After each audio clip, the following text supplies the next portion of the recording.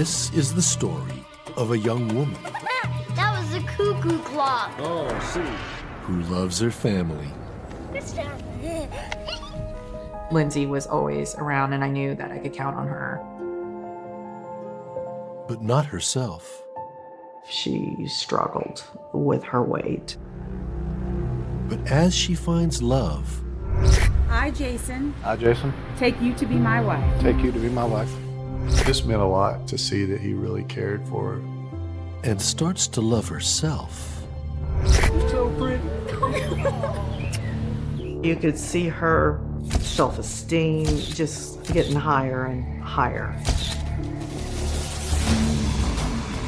there are deadly consequences. I had no idea what I was going to find.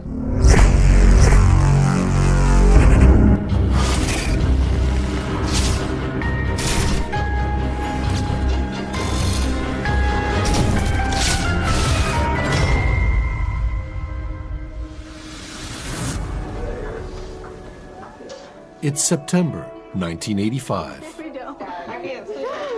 Debbie.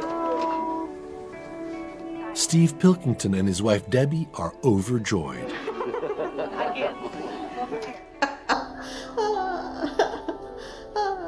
Wrapped tightly in a bundle of blankets is a wonderful new arrival, their firstborn daughter, Lindsay. We're trying to find something to eat now. Yeah, how about that? She was 7 pounds and 6 ounces. Let me get back there and get everybody else looking now. Lindsay was the first grandchild and first great-grandchild, and the whole family showed up. They were all there waiting. Oh, what did I say that again, Steve? What, 7.5 pounds, girl. Oh, boy. In hairnet and medical scrubs is proud father Steve. I'm tired, man. Man, I got medium clothes, man. They didn't have no thing big enough for my feet or nothing. It was a family affair for sure. Yeah, everybody was there. Everybody was happy. And my granddad was there videotaping everything. Oh, she's going to be quiet. Don't you dare do that to me. Yeah, we're doing a good close-up here. Little Lindsay. But with children comes responsibilities. Look around at it. So if you go here just a little bit sooner, I had my eyes open. Things changed obviously right away. You know, now you're a parent wondering how we're going to make ends meet. In their hometown of Heber Springs, Arkansas, job prospects are limited. To support his new family, Steve decides to join the military. In 1987, after completing basic training, the young family moves to California. This is over at Spanish Bay. You know, you couldn't get any farther away from home. This would be the first of many moves for the Pilkingtons.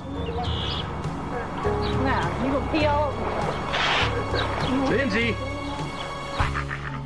Moving around a lot was not the easiest always. When you become a military spouse, a military brat, as they say, you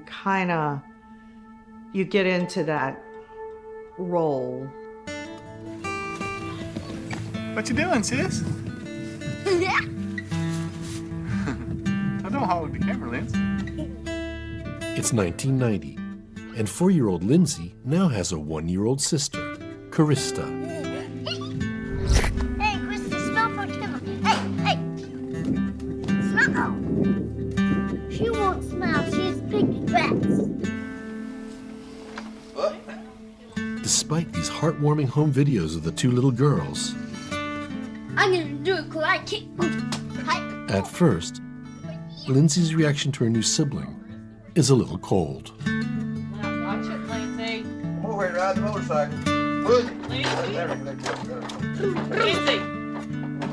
Come on, get on it. She did not like me. It was that stereotypical, she was that firstborn child and I was that younger child. She was very, bossy. We would fight all the time. They always had to keep us separated. We were horrible. Where's your belly button at, Krista? Oh! Yeah! Hey! Over time, the girls become closer, and the camera is always recording, usually with Dad Steve at the controls. Hi, Daddy. Bye, Daddy. That was a cuckoo clock. Oh, see. Lindsay loves her little sister, and she clearly also loves the camera.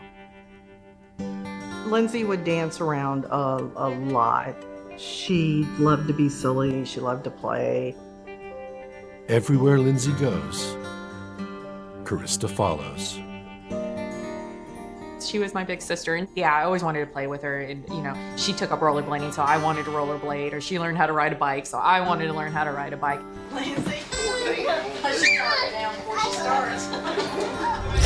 Yeah, you see the castle over there? Yes. Well, I don't know how good this is gonna turn out. In 1994, the Pilkington family moves to Germany. Where are we at? Germany. We in our house? You gonna take me for a tour? Okay, come on. Can I help? Yeah. It's not an easy way to grow up, bouncing from house to house, and even country to country. It's a real mess, too. Even my daddy's room's a mess. Here's me taking a picture. Here's the toilet. The bathtub is deep. But 9-year-old Lindsay becomes an expert at forging new relationships.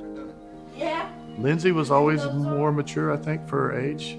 Always friendly to people, always got along with others. Never had any trouble making friends. And that's it. There's always one to turn. Despite the upheavals in family life, Lindsay also does well in her studies. She did really great in school, never any problems in school. She was always a student. Oh, back up. Thank you. Oh, good shot. Now you look like an axe murderer or some kind of serial killer. Yeah, this is her. This is the Pilkington children's serial killer on America's Most Wanted. Throughout her high school years, there's one thing Lindsay constantly battles with. She struggled with her weight. I think she got to the point where she's just like, I can't do anything about it, so I'm just going to be whatever I'm going to be. By 2003, the Pilkington family have moved again. To Columbia, South Carolina is no surprise. Jason actually came to me and asked if this would be something that she would like to do. And he was gonna go out on a boat to go see the dolphins and then gonna propose to her then at sunset. And I told her, I said, that is perfect. That's all Lindsay. Jason pops the question, and Lindsay's answer, an emphatic yes. I was excited for him to be my brother-in-law. It would be nice. Rise. No. Please sit. Please sit. Too much noise. Sorry, I should have told you that. On September 25th, 2010, the family gathers in South Carolina for Jason and Lindsay's wedding. Jason, he was already crying and just being happy. We were all looking up there thinking, wow, this is really something. What a guy. He's up there crying already before she even gets to him.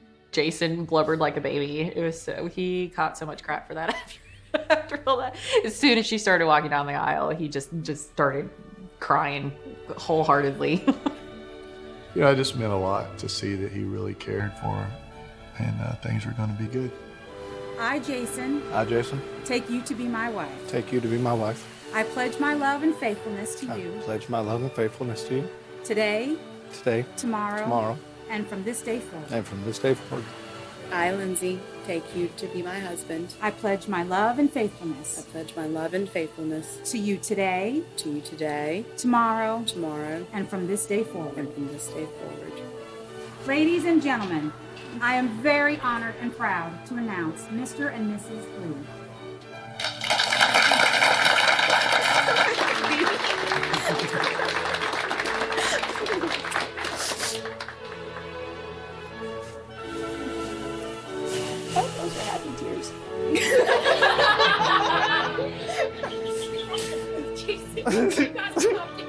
She did it. So pretty. As they perform their first dance as husband and wife, it's clear that Jason and Lindsay Lee are soulmates. A happy couple who seem to have their whole lives ahead of them.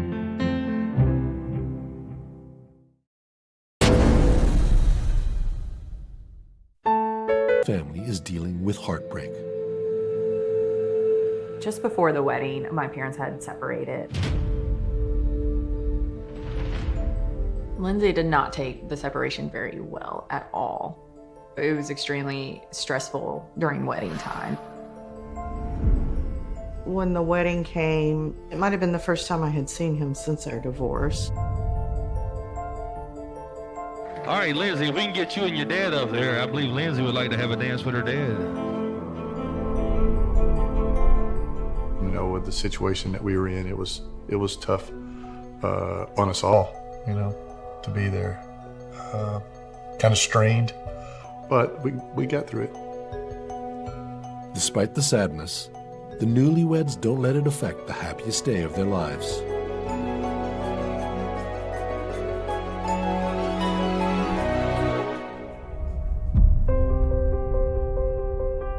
Jason and Lindsay slip effortlessly into married life. By 2012, Jason is thriving as a locksmith, and Lindsay has landed her dream job 20 minutes away in the Lexington County Sheriff's IT department. She's a popular co-worker and, as always, quickly makes friends. She was always happy. She was a talker. She would talk. Doesn't matter who you were, she would talk to you. Her personality is the only thing I can describe as infectious. She wanted to be involved with you. She wanted to know you. I tend to be a pessimist, but Lindsay would pull the good out of you. So we went from being work partners to being very close friends. Lindsay has found her niche. Kids aren't on her radar, and Jason's fine with that. For the happy couple, life is sweet. It's clear that neither Jason nor Lindsay are the domestic type. If you talk to Jason, Lindsay was the laziest person on earth. She never did anything. Well, if you talk to Lindsay, Jason was lazy and didn't do anything. They both like to spend money, but sometimes they overspend. They would go to the movies, they would go shopping, they would go out to eat a lot. A lot of it was spent on food. As money worries creep in, Lindsay also starts to gain weight. And she begins to lose some of her usual bubbly confidence. As her weight rose, her self-esteem had gone down. There was this brightness around Lindsay that just kind of dimmed. By 2014, 4 years into their marriage, Lindsay and Jason are in a rut. Jason decides it's time to make a change. And that's how, in February, he finds himself walking into Gold's Gym. Jason has caught the exercise bug. What's more, he wants to share his newfound hobby with Lindsay. Lindsay didn't really first want to go just because she didn't want to do it. I think the motivation wasn't there. Lindsay and Jason are desperate to reignite the spark in their relationship. She wanted to feel better about herself for her and her marriage. Finally, in early 2015, Lindsay agrees to accompany Jason to a training session. It's here she meets Jason's new fitness guru, Graham Hockley. Graham, he was your British, muscular karate dude. He was kind of confident about himself. He knew what he was saying and what he wanted, put it that way. He didn't beat around the bush. She kind of got mad at because he was motivating her to do and pushing her, and she didn't like that because Lindsay doesn't like to be pushed. Graham talks with Lindsay about her life, career, and her goals, and not just about fitness. she started seeing results, then it became more of a, okay, this guy's helping me out, so let's, give him more credit. Graham introduces the couple to martial arts. He said, I have these judo classes. Why don't you come to the judo classes, and stuff. So Lindsay and Jason started the judo classes. With Graham's encouragement, Lindsay finds herself sticking to a judo training schedule. At first, I think Lindsay did it for Jason because of her self-esteem being so low. But then her determination, she got very determined and started doing it for herself. Lindsay discovers she really enjoys going to classes with Jason. They're like, okay, this is something we can do together. We can get fit. The sparring sessions proved to be a way for her to get out all her daily stress and frustrations. Amazingly, she put her mind to it, and there was nothing that girl, if she put her mind to, she couldn't do. For the first time in months, the couple are back on cloud 9. Their relationship got better with the working out. As Lindsay's training schedule intensifies, there's a radical transformation. She was in the morning at the gym, go to work. After work, she'd be at the judo place, working out as well. And the weight started coming off quicker and quicker and quicker. At that point, I was married and I didn't see her as often. So when I would see her, I was just like, wow. After a year of hard work, Lindsay is like a whole new person. The gym features her success story as part of their before and after. She wound up losing over 100 pounds. She would call me so excited. I'm in size 12, and then I'm in size 8. She wouldn't miss a beat. She wouldn't get off track. You couldn't convince her to eat or drink anything that wasn't on her diet. She was focused. Lindsay Lee has become Graham Hockley's protege, and she begins to enter local competitions. That's her in the blue, executing an impressive takedown. She could throw people that were twice her size. She would even tell me, because her and Jason would pit against each other. I mean, she was even doing males when she should have been doing females, but she would fight the guys too. Graham films her victory from the sidelines, proud of the progress she's made. You could see her demeanor, the self-confidence, the self-esteem, just getting higher and higher. It was, she was coming into her own. Lindsay's conquered her insecurities. Now, she's a strong, resilient fighter. When Lindsay and Jason go out together, he can't help but notice the admiring glances she's starting to get from others. But too much change can be a dangerous thing.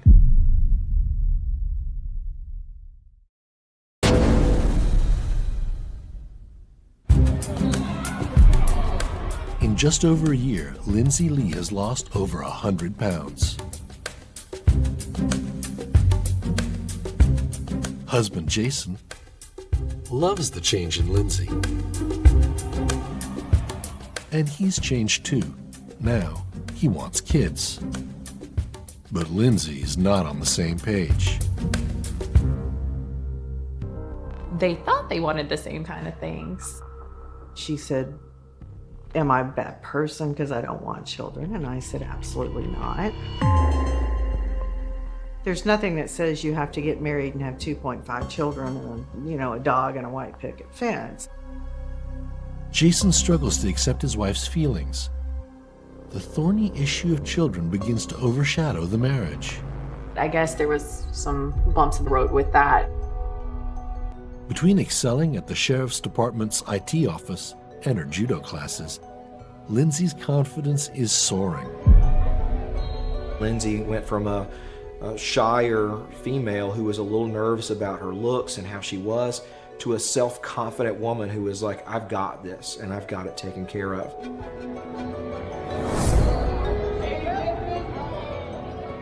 She spends more time training with Graham. Lindsay thinks of him as more than just an instructor. He's her mentor, a confidant, and a friend. Graham, he eventually became just like part of the family. He would come to Thanksgiving and Christmas and barbecues and things like that. Meanwhile, Jason's going the other way. His training sessions tail off. Eventually, he stops showing up to classes altogether. Lindsay said we started this journey together, and he wanted to stop the journey and I wanted to continue to go. Jason's becoming suspicious of Lindsay's relationship with Graham. Jason did not like Lindsay and Graham's relationship. He always suspected something was going on. She's cheating on me with him, you know. He didn't understand that a man and woman could be friends. Things come to a head in April 2016, just 6 years after their dream wedding. Jason told me that Lindsay had come in and just said, Jason, I'm done. I'm finished. I want a divorce. Jason was upset. He couldn't believe what was going on. I received a call from her and she asked me if she could stay with me. And I said, of course. I have always told both of my children, if I'm 110 and I have a house, you've got a place to stay. In the months that follow, Jason and Lindsay do their best to keep things amicable. For a fresh start, Jason accepts a job 2 hours away in Greenville County.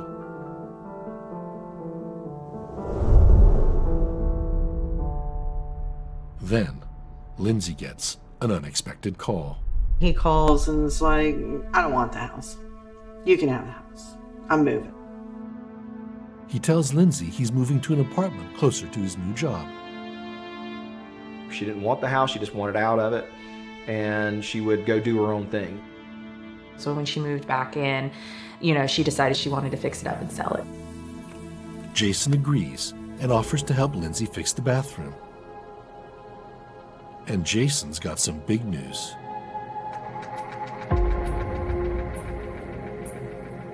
There was a picture of another woman on his Facebook page. And it wasn't even a picture. It was, if I recall, it was kind of a silhouette. But it mentioned the fact that he was already in another relationship with another woman. Lindsay's a bit surprised, but everyone's happy to hear he's getting on with his life. It was a relief to know that, hey, good, this guy's gonna, move on and find someone else and let her do her own thing.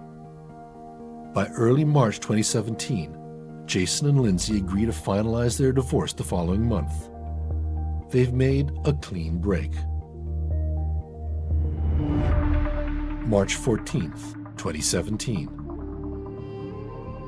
Lindsay's colleagues at the Lexington County Sheriff's Department are surprised to see her desk empty.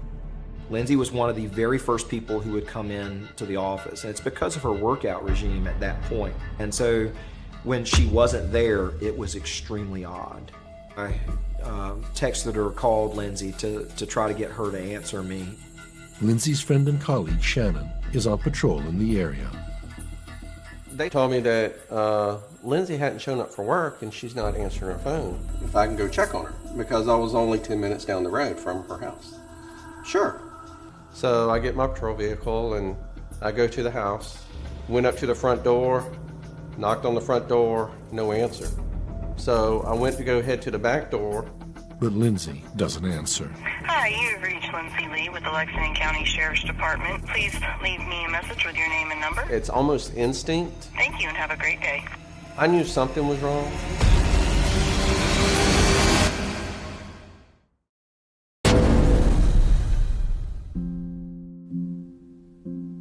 I've never seen Lindsay this happy before. I love you guys so much. Congratulations to Lindsay and Jason. 31-year-old Lindsay Lee hasn't turned up for work. Her friend, Shannon Lovell, is outside her home. I saw the back door was splintered, like somebody had broke in. As soon as I saw that, I called for backup. When his partner arrives, they enter the house. I had no idea what I was going to find.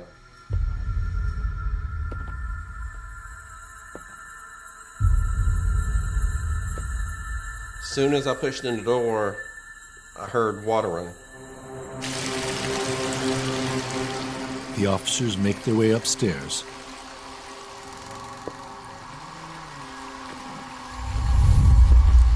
And enter the bathroom.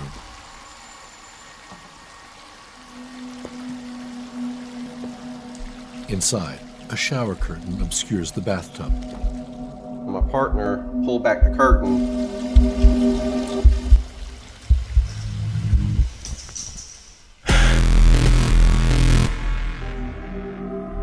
There was Lindsay laid in the bathtub, coffin style. It looked like somebody had laid her there. The cause of death is clear. She's bled out from a large incision across her neck. Both of us were in shock because we see a colleague and a friend laying here, murdered. There's no way Lexington County Sheriff's Department can objectively investigate this. We reached out to the state law enforcement division and said, hey, this is one of ours. Do you mind getting officers involved? And so they did. I couldn't be the best detective for her. I couldn't help, and that's hard.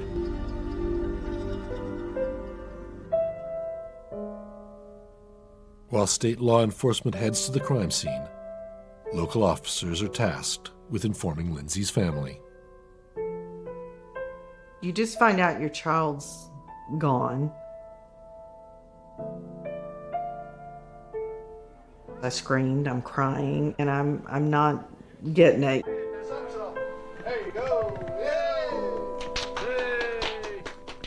My boss called me up to his office.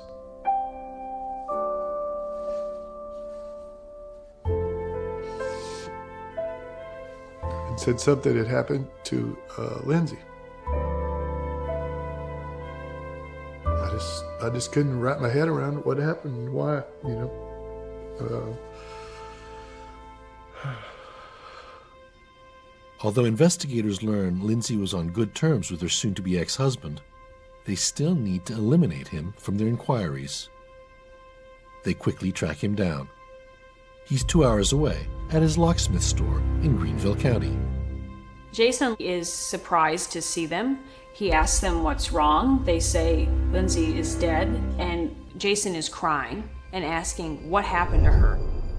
Once he's composed himself, he agrees to come to the station. Jason tells the police that he suffered a foot injury at work, he took some pain pills and was knocked out, and he didn't wake up until the following morning. He tells investigators that when he woke up, his car was gone. He assumed it had been repossessed. Jason had no way to get to Lindsay's house, 2 hours away, in the window when she was killed. When detectives ask for a DNA swab, Jason consents.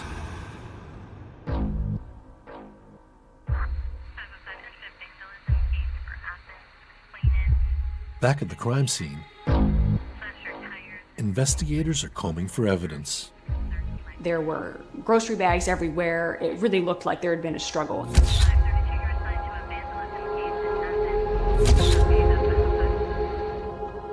Under some of the bags and under some of the spilled groceries were these really tiny dime-sized pieces of blue latex. The scraps of latex look like the kind used in surgical gloves. While the scraps are sent for DNA testing, investigators establish Lindsay's last movements. According to her schedule, she had a training session yesterday evening. The last person believed to see Lindsay Lee alive is Graham Hockley, so police want to talk to him. Where is he? As investigators try to track down Graham Hockley, The forensic pathologist examines Lindsay's body. In addition to the fatal cut across the neck, the evidence shows that Lindsay sustained other serious injuries. There were some abrasions and bruises linear across the neck. She was probably strangled to the point of unconsciousness, placed in the bathtub where she was found, and then the incised wound across the neck occurred. There was a fight. There were some what we call defense wounds. She had her hand up trying to stop the knife. It looked like a vicious attack, maybe an attack out of anger. It was just over the top. The highly personal nature of the attack suggests to police that Lindsay may have known her killer. Police are able to finally make contact with Graham Hockley. All he can tell them is that, as usual, she attended his class the night before. Graham says he then went home alone. Investigators must establish if Lindsay left the gym alone or with Graham Hockley. They re-examine the evidence collected at the crime scene and focus on a Walmart receipt. They look at the timestamp. She was at Walmart half an hour before she arrived home and was killed. Investigators pull the surveillance footage.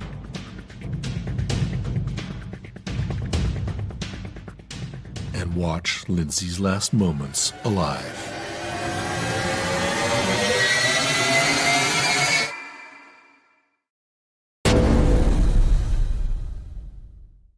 I believe Lindsay would like to have a dance with her dad.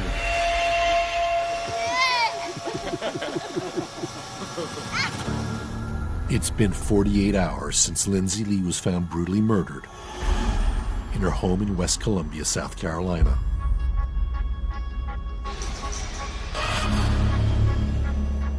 Walmart surveillance footage shows Lindsay shopping the evening she was killed. She's not being followed. She doesn't seem concerned. She doesn't seem agitated. She's just going about her day. The footage proves Lindsay left her judo session alone. What's more, investigators can verify her trainer was at home the night of the murder. Graham Hockley is ruled out as a suspect in Lindsay's murder.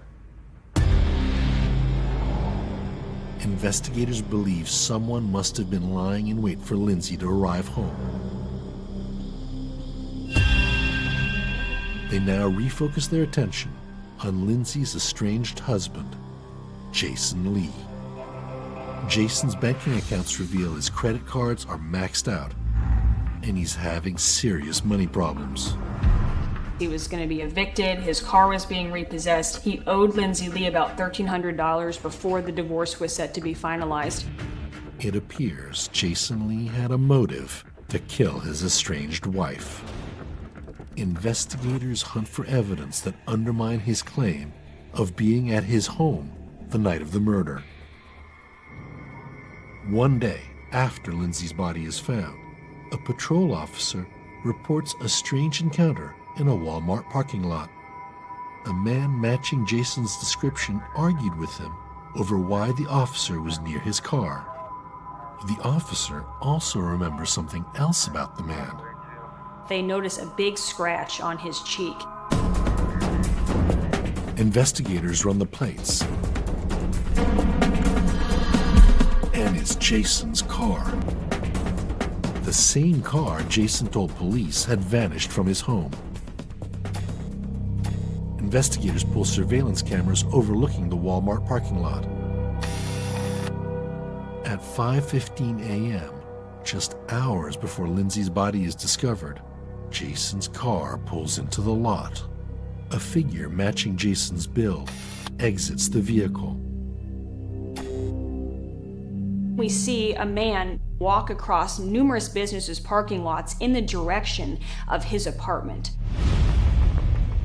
Then, 50 minutes later, cameras capture more activity. Jason Lee's work truck pulls up right next to his personal car on surveillance video. And he sits in it for about 4 minutes. Police believe that he was moving something in between cars. Police consider this could be the moment Jason was moving the murder weapon from his car to his van. Cameras inside Walmart also captured Jason shopping. The footage proves that Jason Lee was not asleep as he claimed, and his car was not missing. He'd moved it himself. It's enough for investigators to execute a search warrant on Jason's apartment. They found blue latex gloves, a package of them, in his backpack at his apartment. The same type of blue latex found amongst the groceries at the crime scene.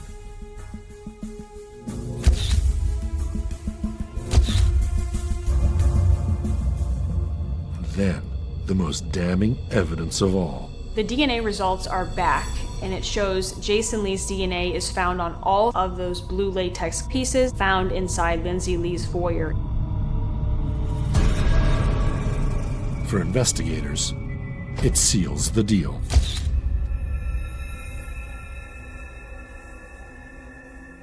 Found out that Jason had been arrested about 5 o'clock Friday morning. We did not see this coming. We didn't know that it would be him. On March 17th, 3 days after Lindsay's body is found, Jason Lee is charged with first-degree murder. He pleads not guilty. The prosecution built this case that Jason Lee was so bitter that he just could not let her go. So as their impending divorce was coming, it was 2 weeks away when she was killed. At his trial in 2019, prosecutors lay out what they believe happened that night. He broke into her house, made it look like it was random, and he hid in the dark until she got home. Jason wore gloves to make sure he left no trace. She came through that front door, and with all those groceries in hand, he attacked her.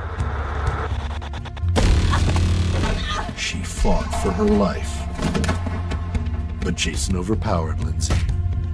He injured her on the foyer, he got her into this bathroom, and he cut her throat, and he left her there to die. But Jason had noticed the pieces of his gloves that fell to the floor and sealed his fate. These are the hands that will tenderly hold your children. 9 years ago, the wedding officiant spoke of all the things Jason's hands would provide for his wife Lindsay. These are the hands of your best friend, young and strong and full of love for you. These are the hands that will hold you when fear and grief temporarily comes your way. In the end, those hands were used to carry out Lindsay's murder. The jury finds Jason Lee guilty of first-degree murder, and he is sentenced to life in prison. Still to this day, Jason maintains his innocence. I'm 6 years old now. Now when are you going to send my present? Hey, Lindsay. Lindsay, come here. Look here in the camera. For her family, a life without Lindsay is unbearable. People tend to think that just because some time has gone by that everything's okay. It's not okay. It's never going to be okay. The reality is I will never see my firstborn again alive on this earth. And it was brutally, brutally taken from me. And I have to live with that.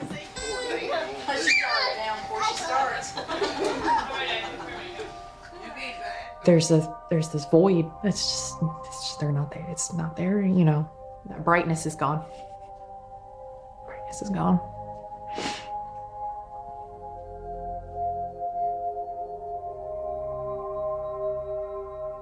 Without Lindsay, it's tough every day. Hi, Daddy. Bye, Daddy.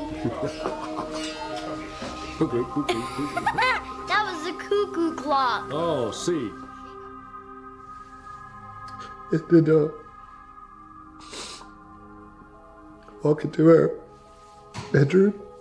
We have a cabinet there with some pictures, and there's a picture of me and Lindsay and her sister. That was some of the last pictures we took together. I just think about her every day and miss her. I always wonder why things happen. We'll find that out one day. Human beings are strange creatures. They commit the most heinous acts imaginable for reasons so trivial, so pathetic, that they defy any rational explanation. You sit there looking at the evidence, and you have to ask yourself, is this really what we have descended to? A life, a soul, gone in a heartbeat because of greed, because of money, because someone felt entitled to what was not theirs. I have seen the darkest corners of the human heart, and I tell you, it never gets any easier to look at. My. You start this job thinking you can save everyone, and you end up realizing that some people are beyond saving, and they will drag everyone else down into the abyss with them if given the chance. Let's look at this Nick Cordova, a man who built a life from nothing.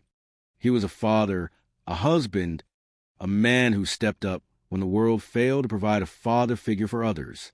He had a vision, a business, and a future. But he made one critical, fatal error in judgment. He trusted the wrong man. He went into business with a shadow, a man named David Sweetman. Now, you have to be kidding me. You look at a man with a history of fraud, assault, and trespassing, and you think, yes, this is who I want to build my legacy with. It is a classic tale of the wolf in sheep clothing, and Nick was far too honorable to see the teeth until they were already at his throat. The psychology here is as old as time.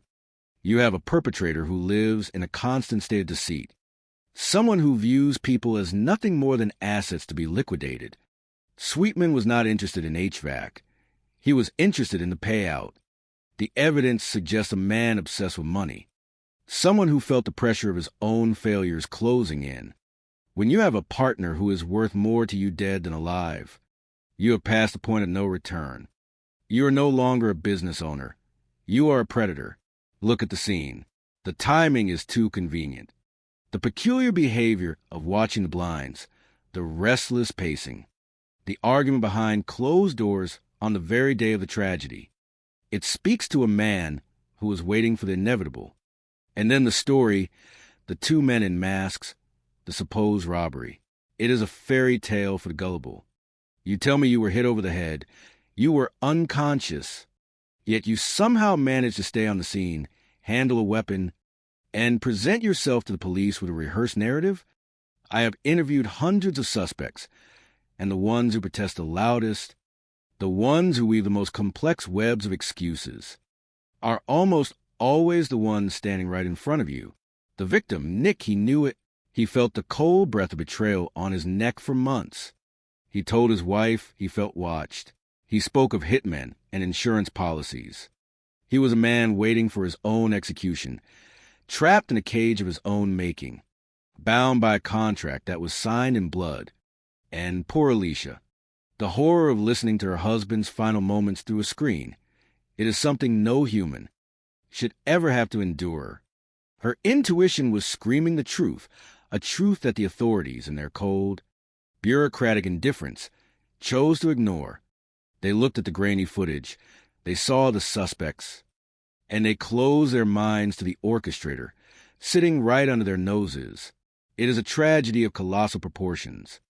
A man is dead, his business is stolen, his family is shattered, and the man who stood to gain everything walks free, building a new empire on the ruins of the old. There is profound sickness in that. It is the arrogance of the criminal who thinks they are smarter than the badge, smarter than the law, smarter than the truth itself. But truth has a way of surfacing, even when it is buried under hundreds of pages of redacted reports. You can hide the details, you can manipulate the narrative, but you cannot hide the scent of a lie. It lingers in the air, long after the tape has been pulled up and the scene has been cleared. And mark my words, the truth is coming. It always does. Human beings are strange creatures. They lie, they cheat, and they kill for the most pathetic, transparent reasons you can imagine. I have walked through hundreds of crime scenes, and I tell you, the truth is rarely as complicated as people want it to be. It is usually sitting right there, staring you in the face, buried under a pile of arrogance and poor decision-making. My. You look at a case like that of Laura Sweetman, and you realize that some people treat their own lives like a game of three-card monte, shuffling the truth around until they lose track of it themselves. You have a woman, a brilliant woman, a pediatric neurologist, someone who dedicated her life to saving children, and yet she found herself trapped in a cage of her own making, married to a man who lived a life built on deceit. Dave Sweetman. I have seen men like him before. They are not masterminds. They are not criminal geniuses. They are small men with big egos who think they're the smartest person in any room they walk into. You have to be kidding me. You see the pattern. There is an affair, a secret family, a domestic violence call where he holds his wife against her will, and suddenly she is found dead in a bathtub at an age when she should have been in the prime of her life. And what does the system do? They label it undetermined. They close the file. They go home. It makes my blood run cold. When you have a woman who is terrified for her life, who is looking over her shoulder, who is documenting the abuse, and then she ends up dead with no clear cause, you do not just shrug your shoulders and call it a day. You investigate. That is what you do. The victim, Laura, she was a mother, a doctor, a person who lived in fear of a man who belittled her, who manipulated her, who made her feel like she was nothing. My heart goes out to her family, to her children, who were left to grow up in the shadow of a tragedy that, to my eyes, reeks of something far more sinister than a tragic accident. You have a witness, a neighbor, who sees a suspicious car in her driveway, a car that could easily belong to the man she was trying to escape. And the police do not even knock on his door. It is inexcusable. And then you look at the people tasked with finding the truth. The medical examiner, the lab director, people with histories of their own, men who had their own credibility issues. And you wonder, did they give this woman the justice she deserved? Or did they just want to punch the clock and move on to the next one? It is a failure of the system, plain and simple. When the people in charge of the morgue and the lab are cutting corners or have their own skeletons, the victims are the ones who pay the price. I tell you, there's a rot in how these cases are handled. You look at the evidence. The dog get out of place, the back door left unlocked, the confusion over the cause of death, and you see a mosaic of neglect. Someone was with her. Someone knew her patterns. Someone knew exactly how to make her life end in a way that left questions instead of answers. And yet, 13 years later, the silence is deafening. People are afraid to talk. That is the ultimate tool of a predator, fear. They do not need to pull the trigger if they can make everyone around them too scared to speak up. But you have to remember, dead men tell no tales, but evidence has a way of waiting. It sits in a file, it sits in a box. It waits for someone to come along with a fresh set of eyes and the guts to ask the hard questions. Laura Sweetman did not just disappear into the ether. She lived, she struggled, and she died under circumstances that should have sent every detective in Gilbert, Arizona, running to her door. You look at a man like Dave Sweetman, and you see the wreckage left in his wake. Other business partners murdered, other lawsuits filed, other women living in fear. And you ask yourself, how many coincidences can one person have before they are no longer coincidences? It is not my job to convict him in this moment, but it is my job to look at the facts. And the facts say that a woman is dead, and the truth remains buried. It is a sad state of affairs when the ones who are supposed to protect the innocent are the ones who seem the most eager to look the other way. My, if you want to know the truth about a person, do not listen to what they say. Watch what they do. And in this case, watching what was done, or rather, what was not done, is enough to make you lose faith in the very idea of justice. Human beings, they are strange creatures. They walk through this life assuming that the world is a stage designed for their own convenience. Ignoring the shadows that stretch out behind them, they commit acts of horror for the most pathetic, trivial reasons imaginable, and then they lie. They lie to their neighbors, they lie to their families, and they lie to themselves, hoping that if they close their eyes tight enough, the truth will simply cease to exist. But I have spent a lifetime pulling back the curtains on these people, and I tell you, the truth is not something that hides. It waits. My, look at this case. We are talking about the summer of 1969 in Racine County, Wisconsin. A teenage girl, Stephanie Casper, 18 years old, the cusp of adulthood, a life brimming with the quiet promises of a future that she never got to see. She was a waitress at a place called Mark's Big Boy, a routine job, a predictable life. But on the night of July 6th, she walked out the door with her purse slung over her shoulder, and she walked straight into an abyss. When they found her, or what was left of her, along the Root River, it was a scene that would chill the blood of any seasoned investigator. We are talking about dismembered remains wrapped in old newspaper, scattered like trash along a riverbank near a condemned bridge. You look at something like that, and you don't see a crime of passion. You see calculation. You see patience. You see a monster who had all the time in the world to do exactly what he wanted to do. And that is a chilling thought. You have to be kidding me if you think this was some random outburst of rage. This was work. Methodical, precise, surgical. The pathology report is where the reality sets in. Beneath the chin, 2 small puncture wounds. A large cut across the back of the neck. It tells you that the perpetrator knew exactly how to sever an artery. They weren't just killing her, they were dismantling her, treating a human life as if it were nothing more than a mechanical project to be taken apart in the dark. It makes you sick to your stomach. You look at the victims, these young girls, and you see the light that was extinguished, and then you look at the men who did it, and you see nothing, just a hollow void. Then you have the circus that followed, the rumors, the finger-pointing, people talking about her father, Charles Casper, as if a man could harbor such a secret. I have seen fathers do terrible things, but I have also seen the way grief breaks a person, and sometimes a man's silence is not guilt, it is shock. And then there is the co-worker, Michael Bartelt, a man who couldn't keep his story straight about back doors and front doors, about trips to Hawaii that were never booked. The lies are the breadcrumbs, folks. They always are. He played a game with the detectives, thinking he was the smartest man in the room. But he was just another pathetic soul trying to talk his way out of shadow. And the girl, Stephanie, she had a secret. She was seeing a young man named John. In that time, in that place, that was a dangerous secret to keep. But was it the motive for murder? Or was it just a distraction? I look at the way she was left. The shoes, the matchsticks, the jacket, and I see someone who was moving through the rural back roads with a purpose. This was a man who knew the terrain, someone who had driven these roads 100 times before and knew exactly where the law wouldn't be looking. Decades have passed. The files grew dusty. New suspects emerged, like Wilbert Mackey, a man whose own children whispered his cruelty, a man who allegedly played games with the lives of his family to keep them in a state of constant terror. I tell you, the capacity for evil in the human heart is bottomless.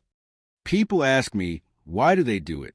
And I tell them, don't look for a reason that makes sense to you. You are a rational person. They are not. They do it because they can. They do it because they believe they're invisible. The forensic evidence, the hair, the towel, the partial profiles, it is all just pieces of a puzzle that has been missing its frame for 50 years. Every time new technology comes along, we try to squeeze a name out of that silence. But time is a cruel thief. It takes the suspects, it takes the witnesses, and eventually, it takes the justice that the families deserved. Stephanie Casper would be an old woman now. She would have had a life. She would have seen the world change. Instead, she is a story told in whispers, A case file that keeps a detective awake at night, wondering if the answer is buried in the mud or if it was standing right in front of them all along. It is a tragedy of the highest order, not because the mystery is so complex, but because the victim was so ordinary. She was just a girl who wanted to live, and someone, for reasons that belong only in the dark, decided that her story should end on a riverbank in July. It stays with you, that kind of case. It crawls under your skin, and it stays there, reminding you that there are monsters living among us, walking through our neighborhoods, smiling at our children, and waiting for the moment they can make their own exit. You have to stay vigilant. You have to look closer, because the truth is always there, waiting for someone to be brave enough to look at it. My, the world is a dangerous place. Human beings, they are strange, complex creatures. They make decisions based on the most absurd, fragile logic imaginable, often leading to consequences that spiral into a bottomless pit of darkness. I have walked through enough crime scenes to tell you this. The truth is rarely a straight line. It is a tangled mess of half-truths, defensive postures, and the desperate desire to survive or disappear. You look at a case like that of Melissa Casillas, and you realize that what you see on the surface is almost never what is actually happening underneath. My, you have to be kidding me. Let us look at the facts, if we could even call them that. You have a woman, a mother, an assistant at a place as serious as the Los Alamos National Laboratory, a place where secrets are the currency. She vanishes, not into thin air, because people do not just evaporate, but she effectively vanishes from the lives of the people who claim to love her. You have a husband, Mark, who plays the role of the confused, grieving spouse, yet he is busy workshopping theories like a man trying to convince himself as much as the police. He talks about financial ruin, about her bolting, about her leading a double life. I tell you, when a husband starts offering a buffet of possibilities for his wife's disappearance, you have to wonder if he is trying to guide the investigation toward a conclusion that suits him, rather than the cold, hard reality of what occurred. And then you have the daughter, Sierra, a young woman caught in the middle, still recovering from her own tragedies, her own brush with death. The bond between a mother and daughter, it is deep, it is visceral, but loyalty is a blindfold.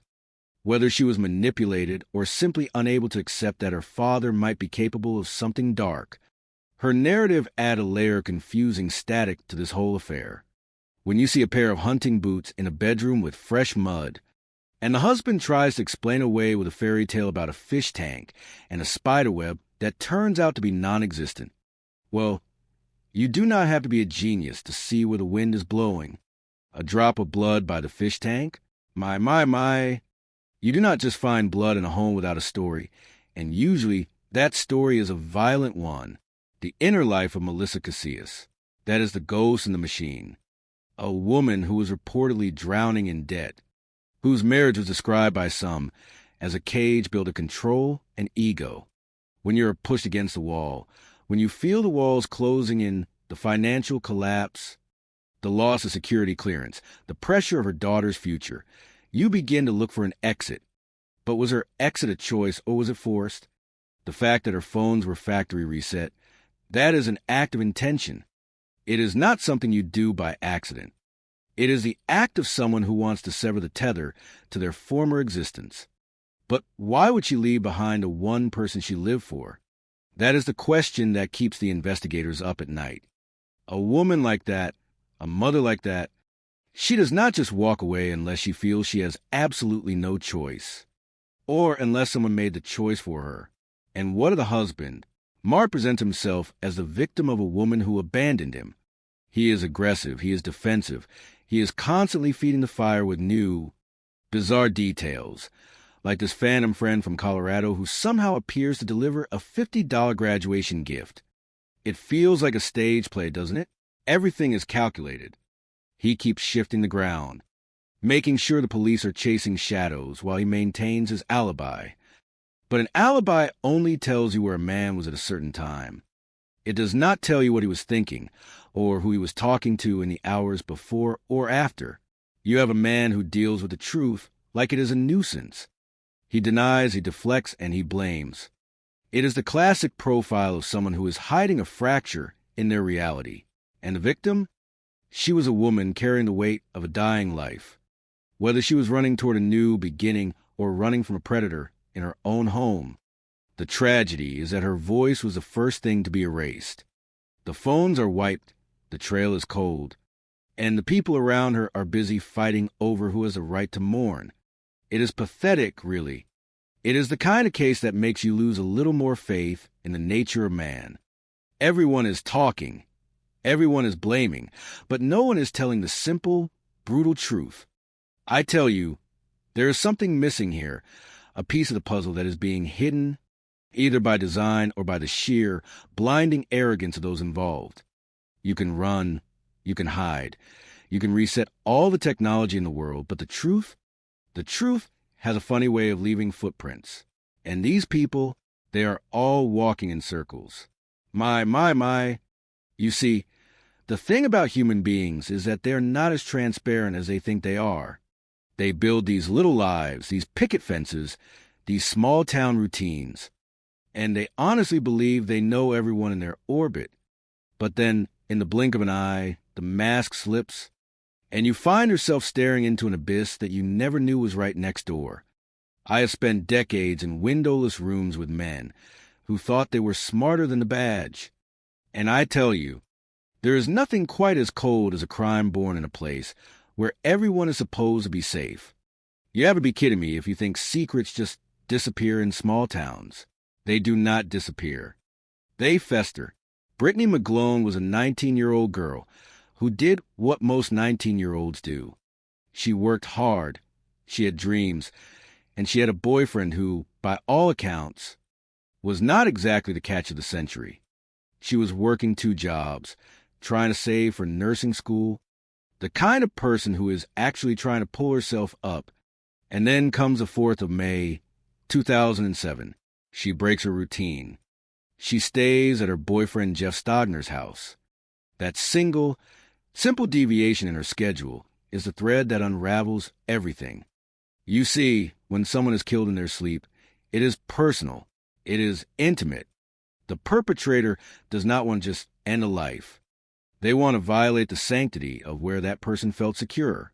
When Jeff finds her, the scene is a nightmare. Blood everywhere. A pattern on the wall that tells me exactly what kind of rage we are dealing with. And the weapon? Nowhere to be found. A tire iron or a crowbar, they suspect. An object of utility turned into an instrument of death. And then the killer takes a shower. Think about that. You're just taking a life in a brutal, frenzied manner. And you have the composure to wash the evidence off your skin? That is not a crime of passion committed by a stranger. That is the act of someone who felt entitled to that space. Someone who felt comfortable enough to linger. The family, of course, looks at Jeff. And why wouldn't they? He is the boyfriend. And his story about a road trip to pick up his grandmother is exactly the kind of alibi that screams for a second look. But detectives are not foolish. They check the surveillance. They check the timestamps. And it holds up. But I have seen enough to know that an alibi does not make you a saint. However, when you look at the other players, the grandfather with his dark, perverted secrets, the weed dealer with the garden gnome, you realize this is a house of cards. Everyone has a motive. Everyone has a lie. But not everyone has a capacity for this kind of violence. Then you have Chad Carr. You look at this man, and you see the shadow of his past. A tire iron assault years earlier. A history of attacking women he claimed to care about. He enters the orbit of his family through a relationship with the sister, a convenient excuse to be present, to be watching. When you analyze a predator like this, you look for the pattern. The assault on the woman we called Debbie in 2001 was a dry run. The weapon matches, the proximity matches, the sheer, cold-blooded violence matches. He hit a woman in the head with a jackhandle because she was a witness to his own moral decay. In Brittany's case, he didn't just kill her, he stole her privacy. He left her exposed. and he vanished back into the noise of small-town life. You have to wonder about the internal state of these people. Brittany was a girl who knew she was surrounded by people who didn't respect her, who knew her grandfather was a monster, and who was likely trying to escape the orbit of these men. She was a light in a dark place, and that is often exactly what draws the darkness toward you. And the killer? He is a man who operates on impulse and entitlement. When he feels that his control is slipping, when he feels that people are noticing his flaws or his crimes, he lashes out with an object he has on hand. He does not plan a masterpiece. He executes a tragedy. It is a tragedy of errors, really. The grand jury, the lack of evidence that sticks. The legal system failing to see the pattern that a seasoned investigator sees the moment they look at the files. They had the man. They had the pattern. They had the motive of a man who could not stand to see someone else have what he could not control. But justice is a slow, grinding wheel, and sometimes it stops before it reaches the finish line. You sit in that room, you look at the faces of the family, who are still waiting, and you realize that the crime is not just the act itself. The crime is the silence that follows, the knowledge that someone walked away, leaving a hole in the world that can never be filled. It is a haunting reality, and I tell you, it stays with you long after you hang up your badge. Chapter 3: The Search for a Kindred Spirit. Despite his brilliant success in business and his incredibly close network of devoted family and friends, Steve's own romantic life had always been somewhat rocky. He possessed a huge heart and a lot of love to give, but he was looking for a partner that was as focused, determined, loving, and caring as he was. As his friends often noted, that was quite a tall order to fill. Now 52 years old, his family figured it would simply take a very special person to finally sweep him off his feet. His loved ones knew that Steve was always looking for somebody to connect with on multiple levels, emotionally, intellectually, and spiritually. He wanted a true partnership. 3 years after Rosie's wedding, a shift occurred in Steve's life. In late 2009, Steve made the decision to leave his familiar home state of Florida. He was seeking a change of pace and decided to relocate to the beautiful, scenic landscapes of North Carolina. Steve really loved being physical. He loved walking for miles, and he loved absolutely anything that had to do with being outdoors. So, when he moved from South Florida to North Carolina, he fully embraced the opportunity to be out in nature a lot more. Within just a few short months of settling into his new surroundings, Steve joyfully announced to his family that he had met someone special. When his relatives saw him, they noticed he seemed to have a bright glow about him that he had been missing for a little while. He was undeniably excited. The woman's name was Lana Walsh. She was 12 years his junior, a nurse who had grown up in the Midwestern state of Oklahoma. When Steve's family first met her, she struck them as being very sweet. She was very quiet, but undeniably sweet and nice. This quiet nature really stood out to the family, simply because Steve himself was not very quiet at all.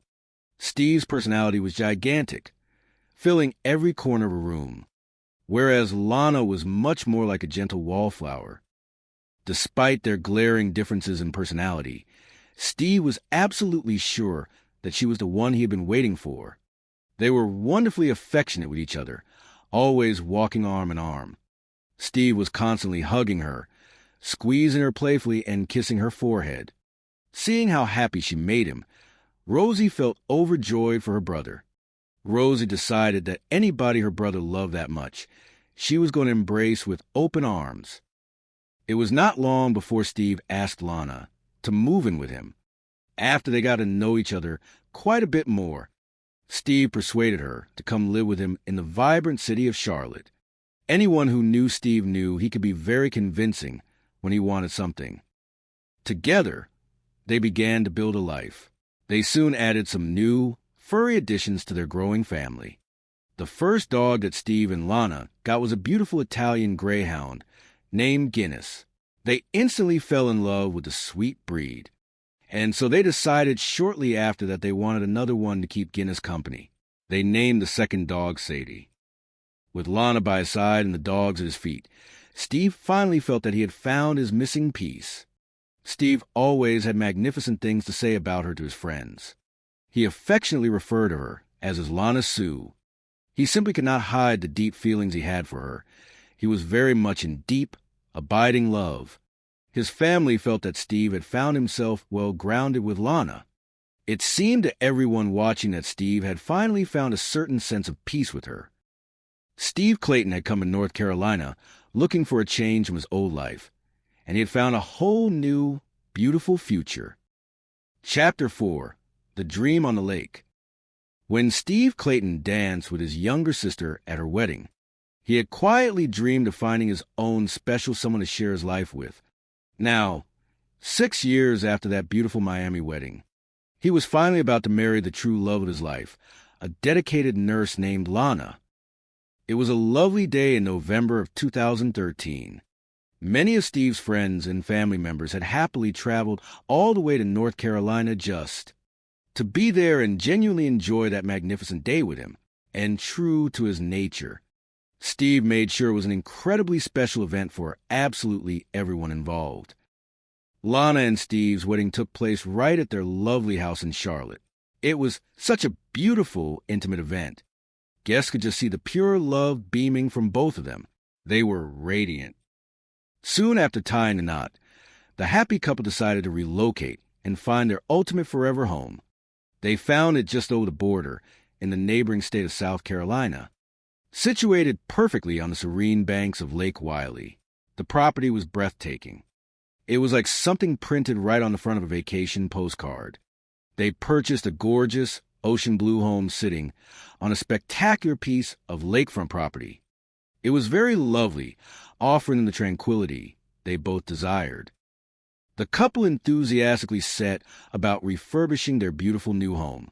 Steve had a lifelong passion for collecting, and they decorated the expansive rooms with Steve's impressive collection of fine artworks and rare antiques. Steve was the kind of person for whom objects were very personal. He was very proud of his curated possessions because they were all wonderfully unique in some special way. This move also allowed the couple to fully indulge in their shared love of nature. If there was something fun and outdoors to do, Steve was going to be the absolute first one there, and he was always gung-ho about it. He loved the fresh air and the open water. Furthermore, their relocation to South Carolina meant that the pair were now situated much closer to Steve's extended family.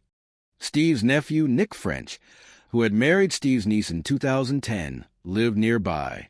Nick had officially become Steve's nephew, and he cherished the relationship. Nick and his family hung out with Steve and Lana a great deal when they moved up to the lake. They would go out to wonderful dinners with them. They would attend lively concerts together, and they would gather for special events on absolutely every holiday. They were also just a short 30-minute drive from Lana's son and her precious twin granddaughters, and the pair never, ever said no to a bit of babysitting. Steve had a magical way with children, because Steve had always been a joyful child at heart. He was exactly the kind of guy who would happily get right down on the living room floor and play with the kids until they were exhausted from laughing. With the children around, there was never a single dull moment in the Clayton household. Family videos capture the pure joy of these moments. In one recording, Lana filmed Steve playfully attempting to describe how to do the limbo while her twin granddaughters watch in amusement. Steve animatedly explains the rules, showing how to go under the stick and get really low to the ground, calling a fun dance. Lana chuckles behind the camera, thoroughly tickled by his antics, even as the twins focus entirely on eating their bowls of sweet ice cream. Steve genuinely enjoyed playing all kinds of games, whether it was a serious match of Scrabble or even a silly, messy child's game. In another video, Steve enthusiastically plays a game where the players risk getting a face full of whipped cream. He prompts the girls to spin the spinner and turn the handles, leaning his chin bravely onto the plastic rest, totally willing to get messy just to hear the children squeal with delight. He was a huge teddy bear of a man. The children absolutely loved to play with him, and he always had kids happily hanging on his arms. Lana was always game for some fun, too, cheer him on as the games unfolded.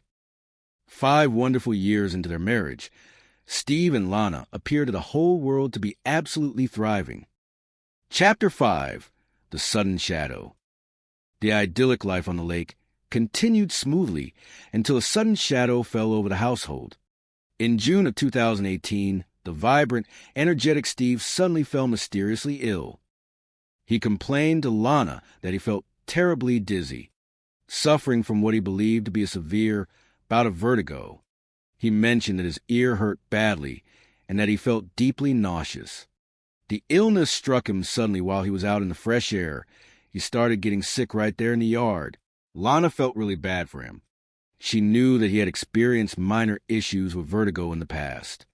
So the symptoms were not entirely alien, but the severity was alarming. Steve recalled later that he had been working out happily in the garden when the dizziness washed over him.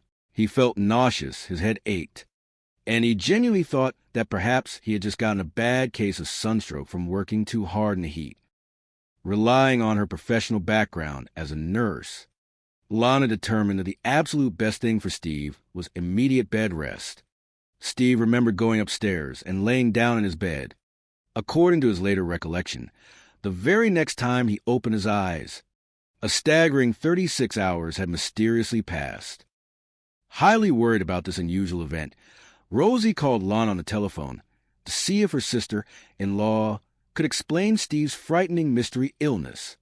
Rosie asked her directly what she thought was going on, because it is undeniably very odd for any healthy person of any age to completely lose 36 hours of time to deep sleep. Lana reassured Rosie, stating firmly that Steve was perfectly fine and that she was keeping a very close watch on him. She promised she was making absolutely sure he was okay. Although Steve had never been seriously ill quite like this before, Lana theorized that Steve was simply suffering from severe exhaustion. Hearing this from a trained medical professional, Rosie felt reassured.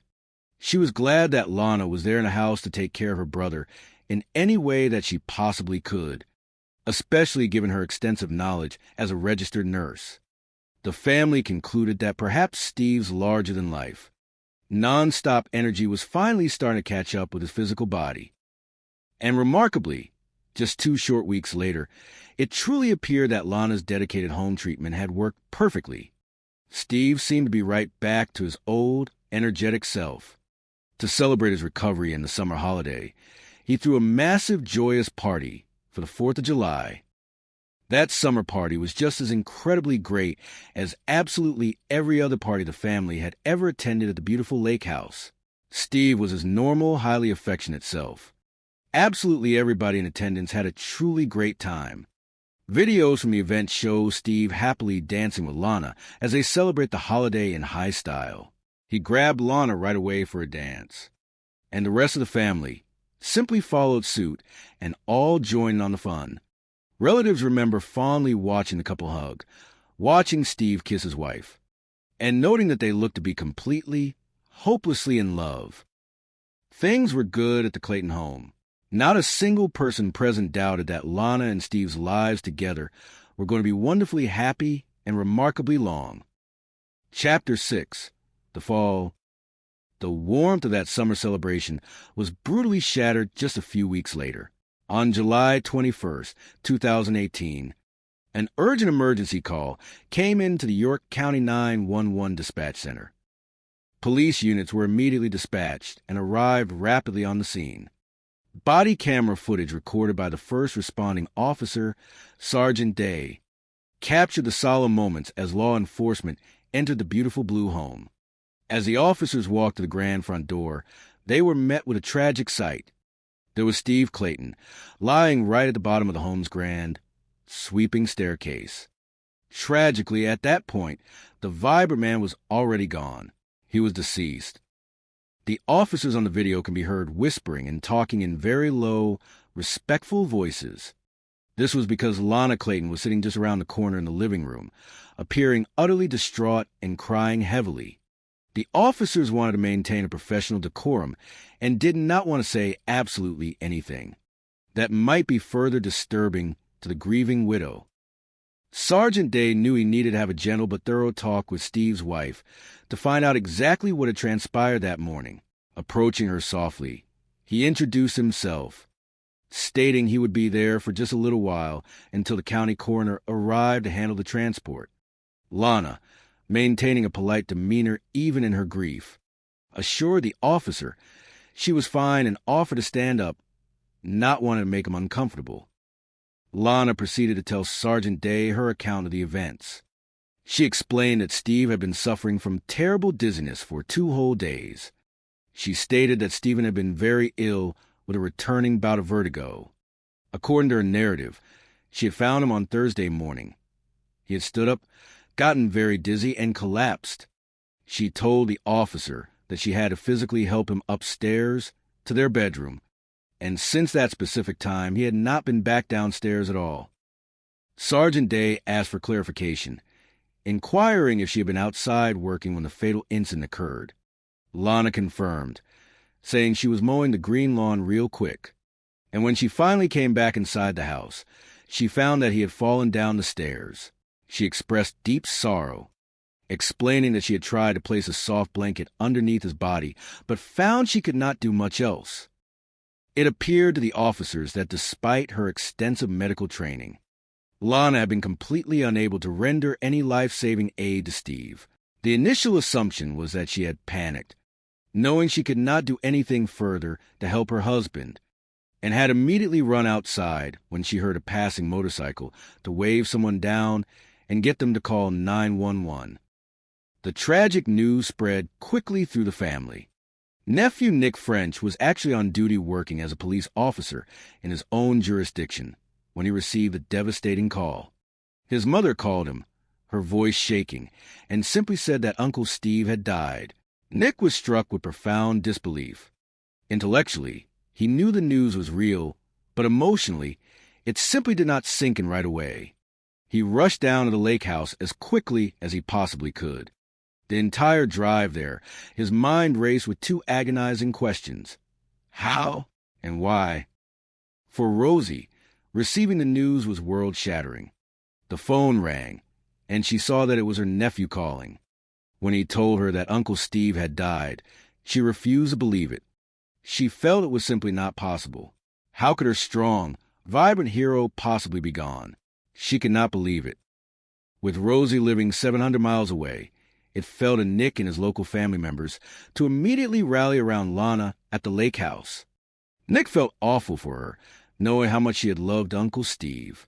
He pushed his own deep upset aside, constantly thinking about how unimaginable it must be for her to find her beloved husband lying on the ground in such a manner.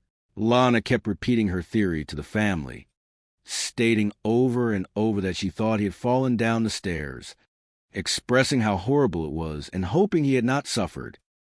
Chapter 7: The Gathering Storm. While the family comforted Lana, Sergeant Day continued his professional duties. He carefully checked the immediate area for any subtle signs that Steve might have been physically attacked. To his trained eye, the scene looked like it was very probably a natural death, perhaps a tragic medical event resulting in a fall, but in law enforcement, one never assumes. Sergeant Day proceeded up the grand staircase to carefully inspect the master bedroom to see what might have happened prior to the fall. Navigating the massive labyrinthine house was slightly unnerving, but he thoroughly checked the upper floor. He concluded that there did not appear to be any sign of a physical struggle. There were absolutely no signs of an intruder or someone else being up there having done something violent to him. Nothing significant stood out in that regard. In the master bedroom, the bed sheet was entirely rumpled up, indicating someone had been resting there, but there was nothing to suggest Steve had engaged in any kind of fight. When the county coroner arrived, the initial assessment seemed straightforward. The coroner carefully examined the body and could not see any major contusions or deep bruises. Surprisingly, absolutely nothing on the body suggested that Steve had violently tumbled down the hard staircase. It looked entirely as though Steve had managed to walk all the way to the bottom of the stairs under his own power and had then suddenly collapsed on the floor. The coroner offered an initial professional opinion.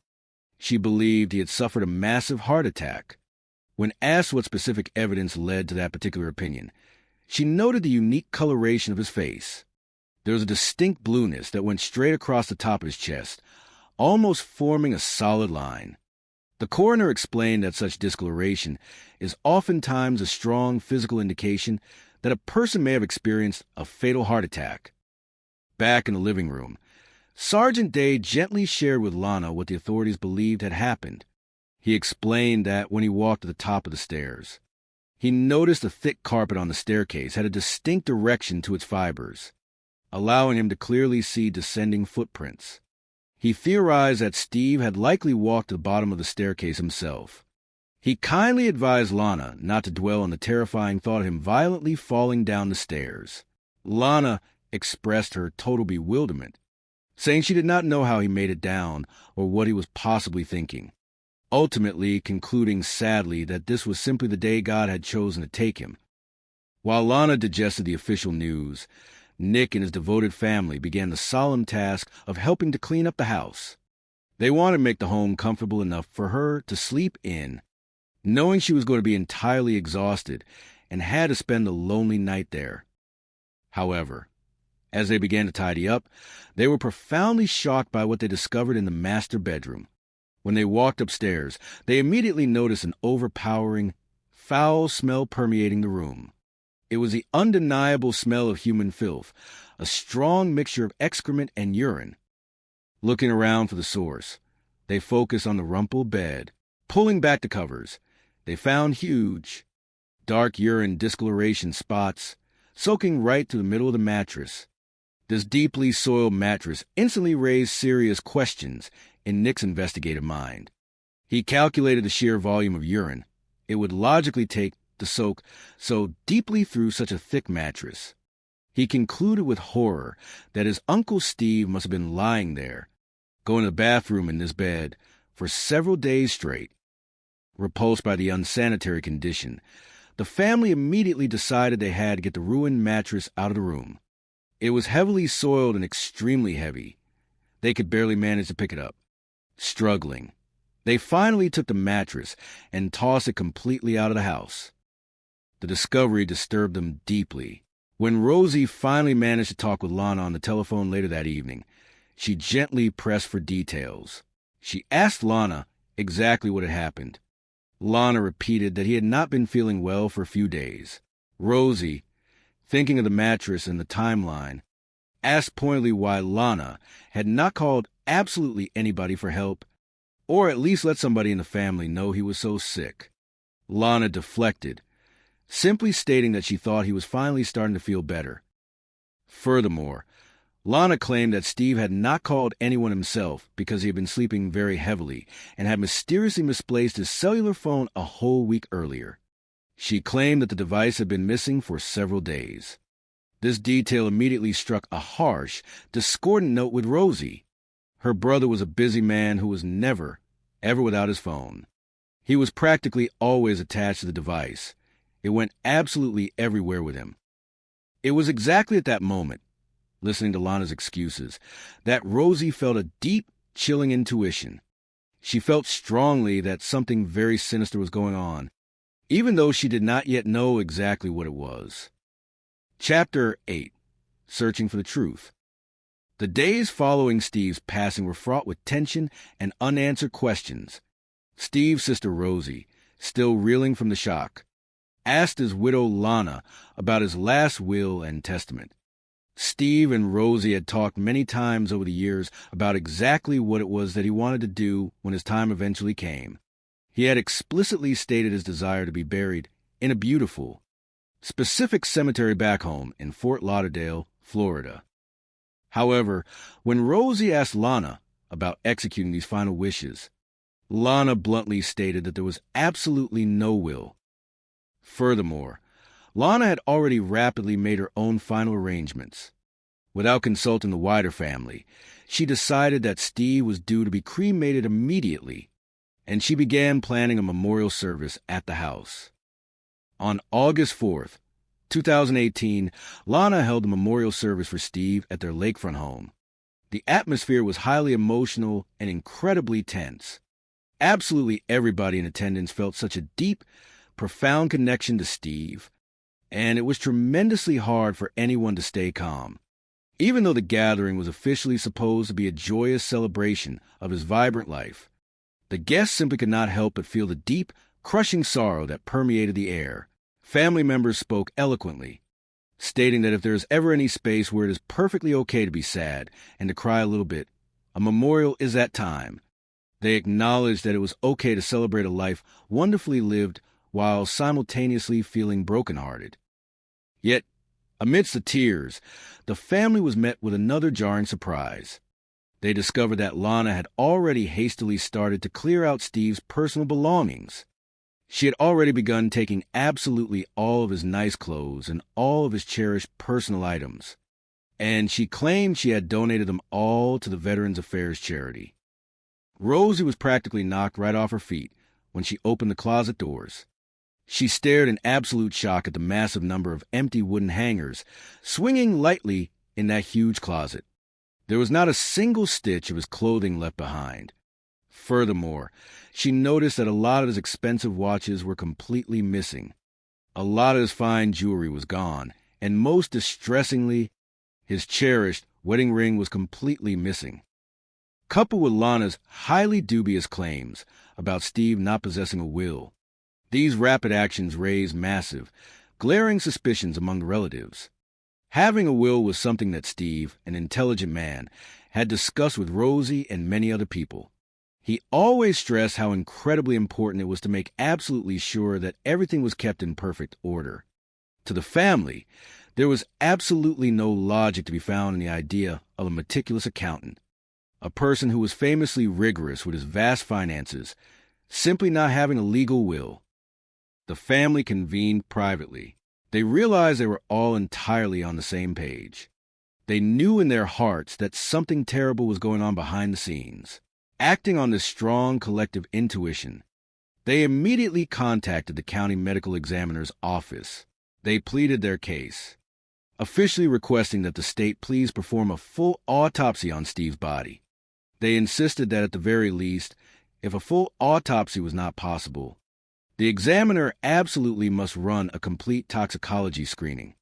Moved by their earnest pleas, the medical examiner agreed to the request. Detective Motes of the York County Sheriff's Office was also formally notified of the family's deep, growing suspicions regarding the sudden nature of Steve's death. However, when the initial physical autopsy report finally came in, it offered no immediate vindication for the family. The physical examination listed normal signs of progressive heart disease and pointed strongly toward a final death caused by purely natural causes. The initial autopsy still firmly supported the coroner's theory that it was highly likely a fatal heart attack. But the investigation was not over. The police and the family knew they had to wait patiently for the highly specialized toxicologist report to come back from a state laboratory before they could officially make an actual, legally binding finding regarding the true cause of death. They were told it would take a few agonizing weeks before those specific laboratory results would finally arrive. And so, the grieving family waited anxiously on pins and needles for the absolute truth to finally come out. Deep down in their souls, they simply knew that there was something very wrong. Chapter 9, The Poison Revealed. When the official toxicology report on Steve Clayton's blood finally came back from the state laboratory, the results were absolutely shocking to everyone involved. The detailed screening showed definitive traces of several different strong sedatives lingering in his system. The list included marijuana, a prescription sleep aid known as temazepam, and a common allergy medication known as Benadryl. But those sedatives were not the real story. The absolute biggest shock contained within the complex toxicology results was the massive presence of a chemical called tetrahydrozoline. Tetrahydrozoline is the active chemical ingredient found in standard over-the-counter eye drops. It is the component used in popular brands to reduce red eye. The critical medical fact about this chemical is that it is absolutely not ever meant to be ingested orally by a human being. Medical experts explained to the detectives that if given internally in very small doses, The chemical quickly makes a person feel very seriously ill. It causes severe nausea, profound dizziness, and will eventually cause the victim to completely pass out. But if administered in large, concentrated quantities, it is incredibly deadly. It rapidly attacks and shuts the entire central nervous system down, and it will inevitably kill the person who swallows it. The detectives further learned that the chemical works by dangerously limiting the vital blood supply flowing to the body's major organs, an action that directly leads to a massive, fatal heart attack. This perfectly explained the physical findings of the initial autopsy. Armed with this new scientific knowledge, the detectives went back and carefully reviewed the original police body camera footage taken by Sergeant Day on the morning of the death. Scanning the video of the master bedroom, they clearly spotted a small plastic bottle of eye drops sitting right there on top of a very tall wooden dresser. Crucially, the tall dresser was located far away from the bed. Given Steve's incredibly weakened state, having been confined to a soil mattress for days, he could not possibly have gotten up by himself to retrieve those eye drops. The scientific and physical evidence combined to paint a chilling picture. It was now very definitively clear to police this was absolutely not a natural death. Detective Motes knew he urgently needed to have a very serious, recorded talk with Lana Clayton. Chapter 10. The Breaking Point. 5 long weeks after the sudden, tragic death of her husband, Lana Clayton was formally brought into the police station to be questioned by the detectives. The detectives initially approached the interview cautiously, treating her as a grieving widow who might simply be a witness in the developing case.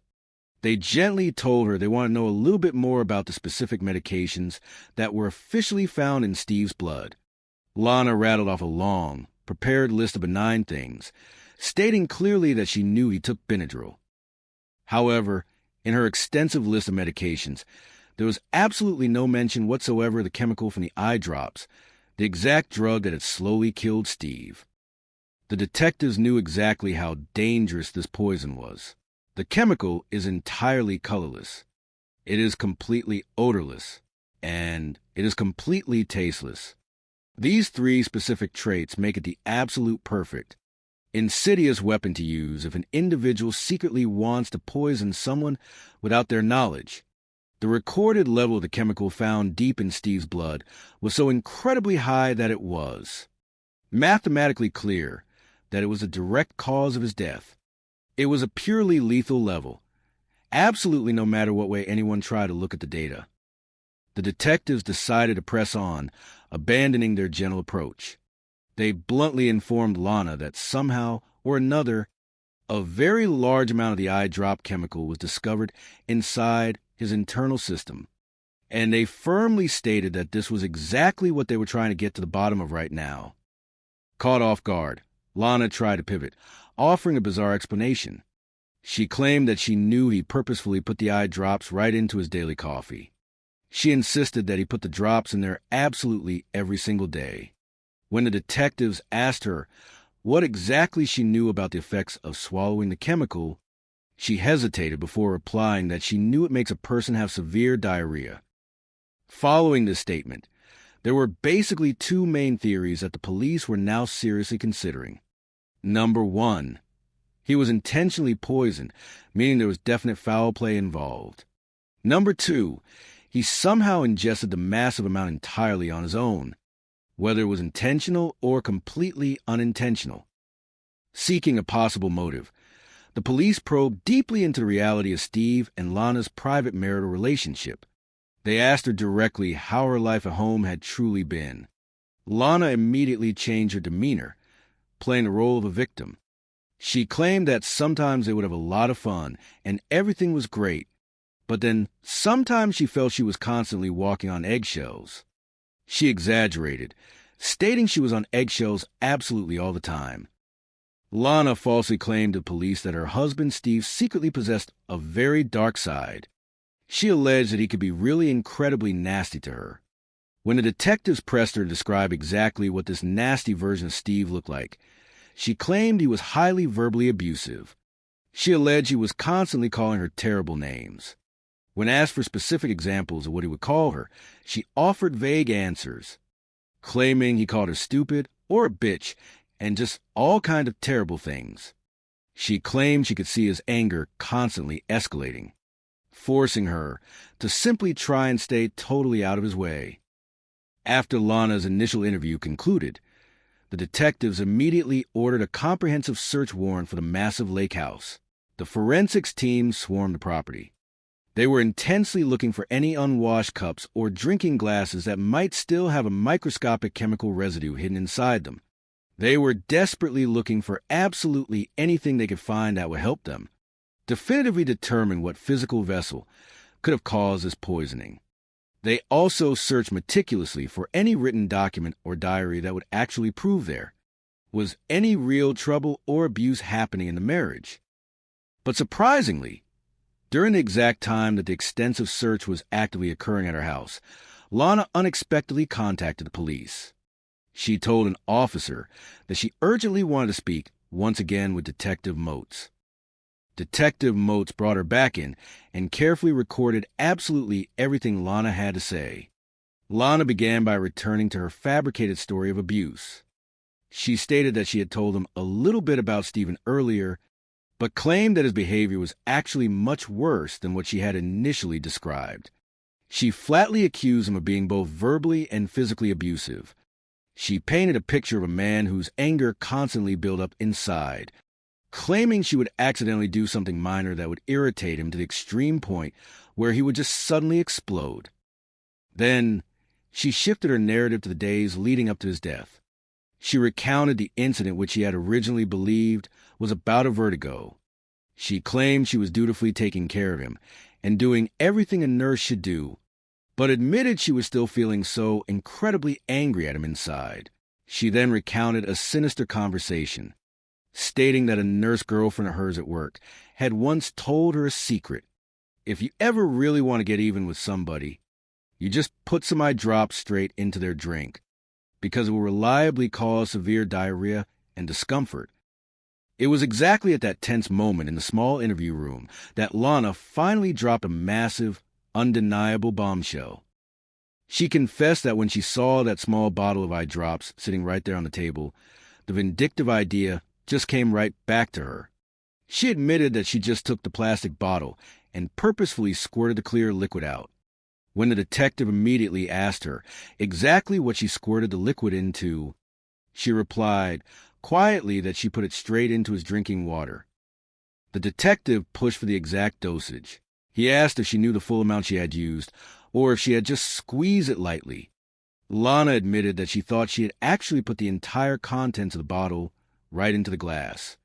The detective clarified, asking if she meant the whole bottle. Lana confirmed, saying she thought she did, admitting she squeezed the tough plastic bottle very hard.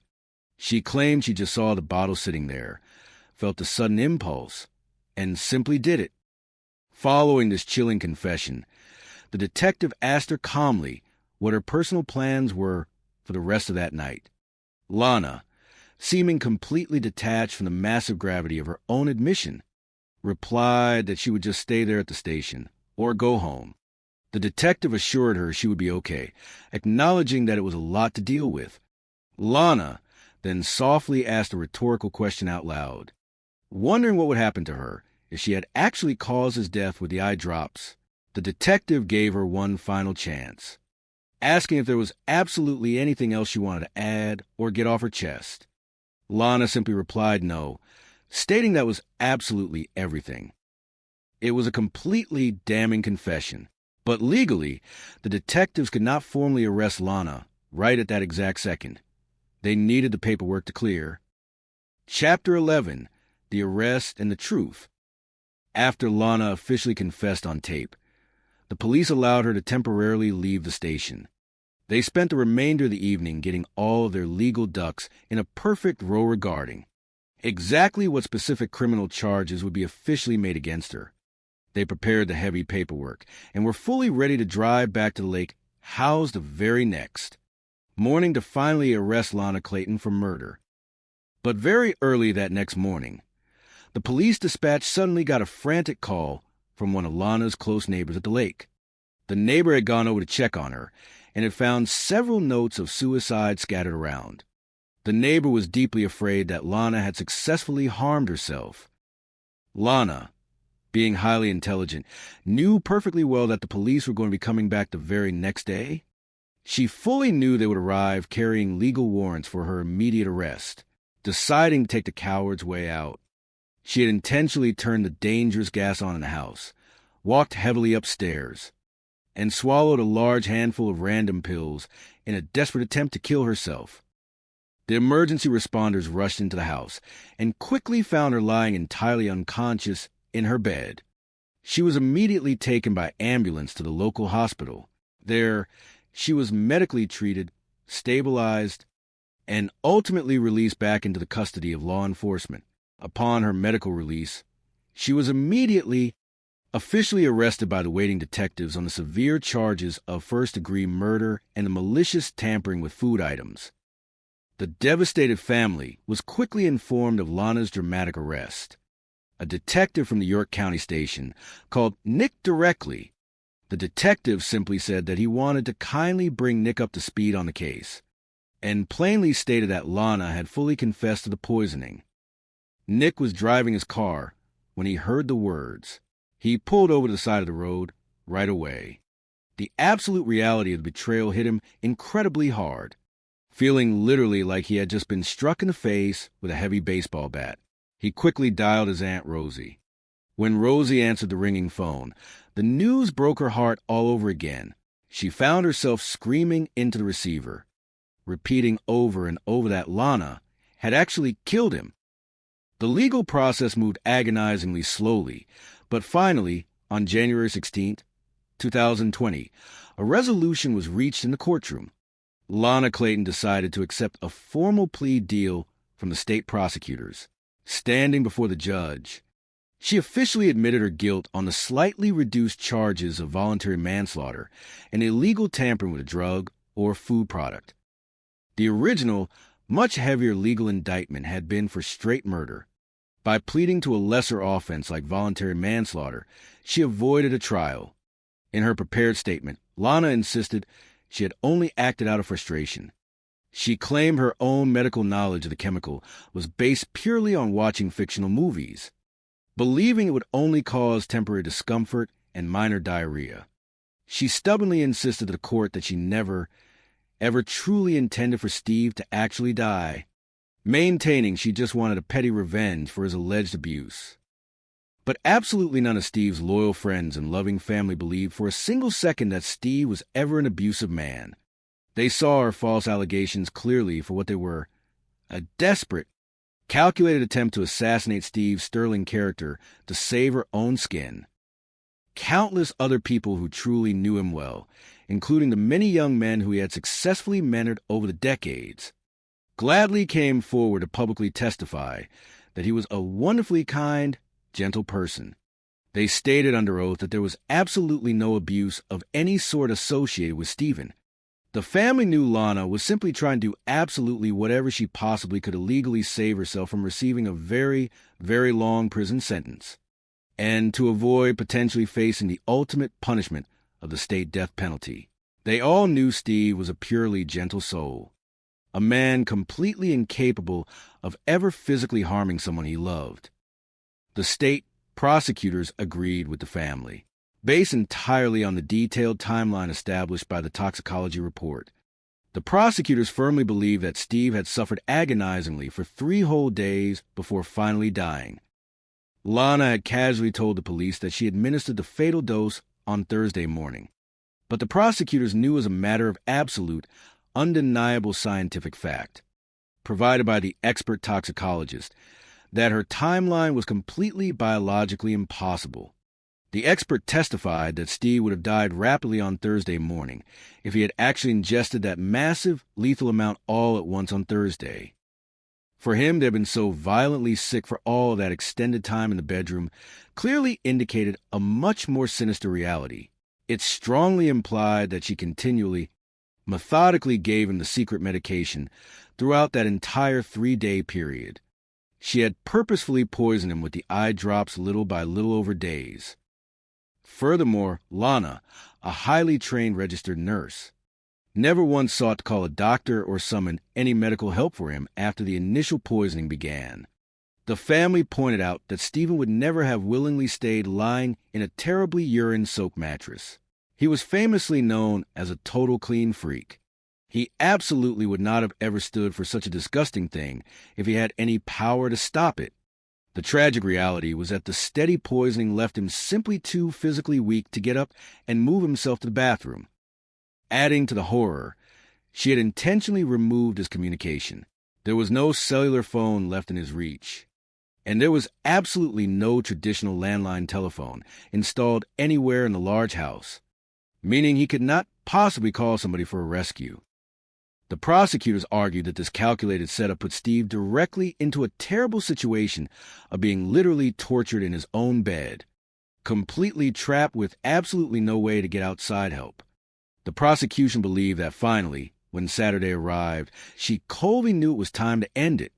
It was then that she cruelly squeezed that entire, full bottle of chemical eye drops directly into his drinking water, practically forcing him to drink the fatal dose. And then, showing a terrifying lack of human empathy, she casually went right outside to happily mow the green grass, deliberately stepping away so she absolutely did not have to watch the final horror of his tragic death unfold inside. To the devastated family, instead of being a compassionate nurse that helps the sick, she had proven herself to be a cruel nurse sent straight from hell. 53-year-old Lana Clayton was officially sentenced by the stern judge to serve 25 hard years in the state prison system.